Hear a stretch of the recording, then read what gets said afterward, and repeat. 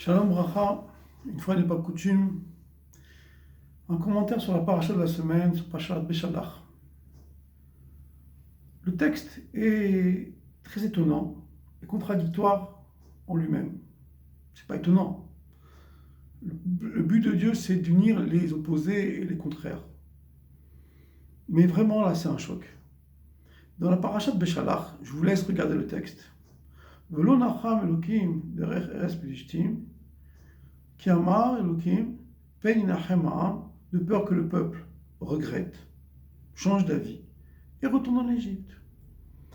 Le Elohim, quand on le regarde parler, il nous dit que le peuple d'Israël qui vient de sortir d'Égypte, devant une éventuelle guerre avec les Philistins, pourrait arriver à regretter devant cet événement et retourner en Égypte. Alors, il ne les a pas emmenés directement en Israël, mais il les a fait passer par le Midbar, par le désert, derrière Yam Souf. Et le texte lui-même, à l'instant même, dit, mais je ne comprends pas.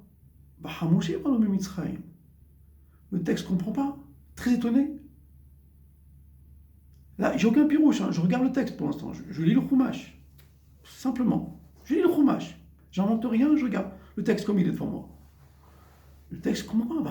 Je ne comprends pas. Ils sont partis, ils étaient armés. Donc, obligatoirement, s'ils sont partis armés, ils sont prêts à la guerre. Le texte ne comprend pas ce que dit Elohim. Bon. 4-5 versets plus tard, Abaye, Yudke Vavke. Il dit, attends, je vais leur montrer. Je vais vous faire revenir du côté d'Égypte. Pharaon va dire avec ses conseillers que vous êtes perdus dans le désert. Il va courir derrière vous. Je vais le faire courir au maximum. Je vais vous amener devant la mer. N'ayez peur de rien, je m'occupe de tout. Et je vais leur montrer c'est qui le chef ici. Je vais leur donner une tannée comme il faut. Pour qu'ils apprennent c'est qui Dieu. Le texte est étonnant. D'un côté, j'ai peur de faire une guerre. De l'autre côté, il leur fait courir Pharaon derrière, que lui, c'est sûr qu'il va avoir une guerre. Il y a une contradiction évidente. Il suffit de lire le texte. Elohim, il dit comme ci, Avaye, il dit comme ça. Je comprends pas. Je suis étonné. Et comme ça a été. Je pose la question, mais c'est qui c'est Elohim, là? Il y a deux possibilités. Elohim, c'est connu toujours que c'est le Beit Din. Alors, je sais pas, je pensais pendant des années que c'était le Beit Din de Moshe Rabbeinu, qui devait forcément prendre des décisions, il faut légiférer. Alors, le Beit Din légifère qu'il faut éviter la guerre, parce que sinon, ils vont vouloir retourner en Égypte. Est-ce que c'est le Beit Din de Akadosh Baruch Hu lui-même, les anges, le Beit Din de Dieu, le Beit Din Shel Ma'ala, qui vient qui donne la vie? Mais Yud Kevav, lui-même tout seul, il dit non, mais j'ai pas peur, moi. Et je vais leur montrer, moi je vais faire la guerre pour vous, et je vais leur montrer c'est qui le chef ici, ils vont comprendre, et vous allez comprendre que moi, je suis votre Dieu, et ils vont comprendre que Dieu, il existe, voilà. Bon, on connaît l'histoire, la mer s'est ouverte, ils sont passés pied sec, ça s'est passé le 7e jour de Pessah, toute une histoire, comment les Juifs sont passés la mer Rouge. Et ils sont enrichis, et ils ont vu les Égyptiens. Petit détail important, que l'on est en train de subir à mon regard depuis 3000 ans. Vayoshar Bayamahu et Israël Miyad Mitzrayim. Akadosh Baruch Hu, il a sauvé les Juifs des mains des Égyptiens. Donc, si vous voulez, ils sont sortis effectivement des mains des Égyptiens qui pouvaient prendre des décisions, comme on l'a su, des coups, emmurer des enfants, etc., des choses gravissimes, noyer des gosses, etc. Ça, ils ont réussi à calmer le jeu.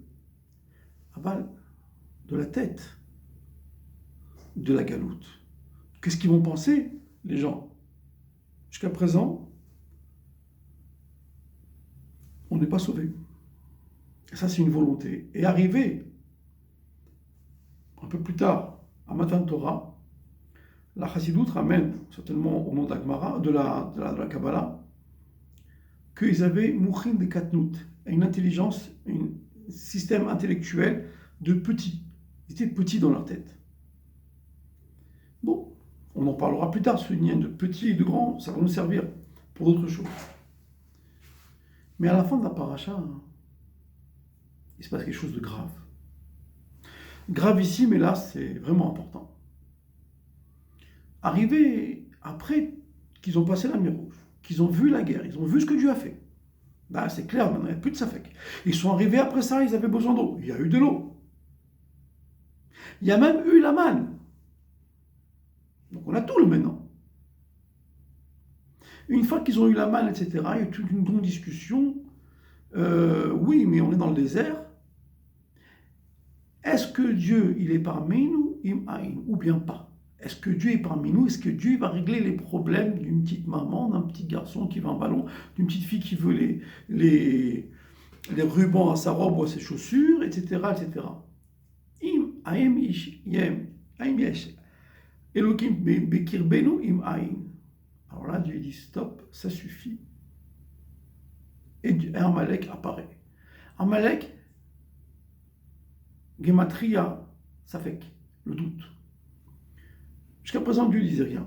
Les diplés, on pouvait comprendre les diplés un peu différemment parce que on voit deux magiciens, deux grands magiciens, deux grands sorciers, Pharaon et Moshe Rabbeinu. Comment tu parles de Moshe sorcier? Les Juifs, ils ont compris que Moshe était serviteur de Dieu qu'après la mer Rouge. Ils ont suivi Moshe, mais ils n'avaient pas encore attrapé le point que Dieu était parmi eux. Donc Dieu disait trop rien, ça je peux comprendre. Et il y a plein de détails qu'on peut voir dans la paracha de Bo, dans lesquels on voit qu'ils suivent, mais même le Rabbi Rayat se ramène qu'ils ont suivi une petite lumière, il n'y a eu pas une grande révélation comme sur le Har Sinaï, c'est une petite lumière qu'ils ont suivie. Donc Dieu disait trop rien. Mais après le passage de la mer Rouge, après qu'ils ont transformé de l'eau amère en eau douce, après qu'ils ont eu la manne pour manger, tu te poses encore la question si je te donnais à manger, si tu vas avoir de l'eau pour boire, pour tes troupeaux, pour le mikvé, pour toutes ces choses-là. Tu poses encore la question de savoir si Dieu est là. Il faut être sérieux, quoi. Et là, Dieu dit, c'est comme un enfant qui est sur les épaules de son père. Son père lui donne à manger, il lui donne un croissant, il lui donne un ballon, et il voit un monsieur dans la rue, il lui dit, t'as pas vu où est mon père? Dis-moi, depuis tout à l'heure je suis en train de m'occuper de toi, tu sais pas où est ton père? Alors il le pose par terre, dit, et le chien le mord. Le chien c'est Amalek. Ça c'est la paracha, je vous dis que le Rashi maintenant. Et Dieu dit, tant que vous ne serez pas sûr de moi, il y aura toujours la guerre contre Amalek, vous serez toujours dans la situation de doute. Donc aujourd'hui dans la paracha de Béchalach, on voit un point extraordinaire. On veut sortir de Galot. Tout le monde parle du Mashiach.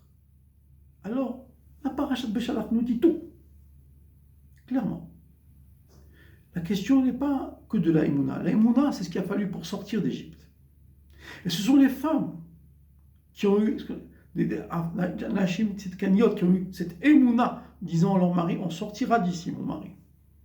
Et par leur Emouna, on est sorti d'Égypte. Aujourd'hui, Dieu dit, je veux que vous soyez sûrs de moi.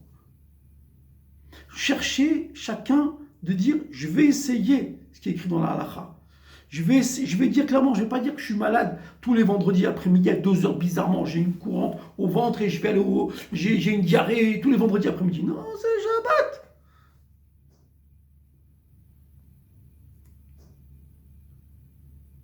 Et on a besoin de montrer clairement, proprement, sans faire de guerre, sans crier, sans s'énerver.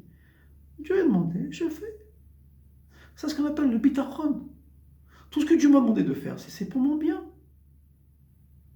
Et Amalek va disparaître, tout seul, il n'y a pas besoin de faire de grandes guerres. C'est mais Timchet, Zecher Amalek, on va effacer quoi? Le souvenir.